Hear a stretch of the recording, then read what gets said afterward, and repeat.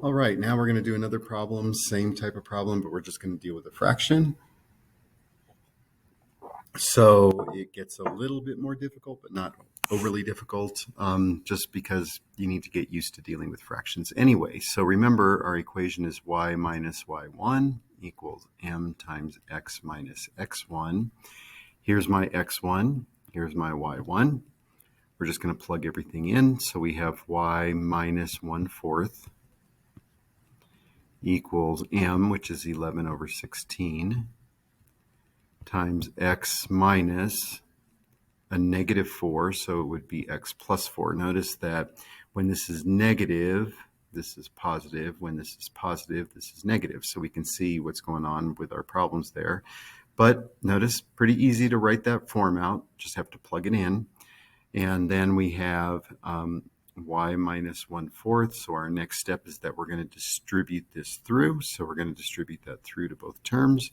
So we have that equals 11 over 16x plus, and then we do 4 times 11 over 16. That should be a multiplication.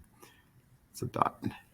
And when we do that, remember that when we're dealing with fractions, we write them both as fractions. We multiply the numerators, which is 44, multiply the denominators, which is 16. But then you'll also notice that these two can cancel, the numerator and denominator. This becomes a 1, this becomes a 4. So the answer is just 11 over 4. So it's easy to write it right away and do that elimination right at the beginning.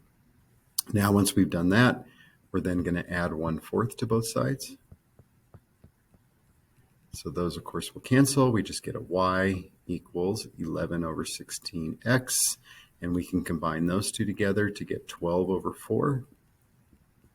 Obviously, then we can rewrite that. So y equals 11 over 16x plus 3, and that would be our final answer.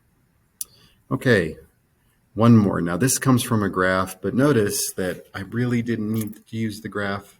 I'm given a point and I'm given a slope. So I'm given this point right here and I'm given a slope. Plug it in. Y minus y1, which is 2, equals -2, which is our m, times x minus a -2. So that's going to be x plus 2. Notice that the plus comes over here because of that negative right here. So remember, these are opposite signs. So y minus 2 equals -2x, because I'm multiplying it through, minus 4. Add 2 to both sides. Notice how once you kind of get used to the methods, go a little faster. Minus 2x minus 2, because we add those two up, we get -2. And now I have it in the right form. There's my equation. That's how we do it using a graph. So the graph is not any different. It's the same type of problem, except they show you a graph on top of it.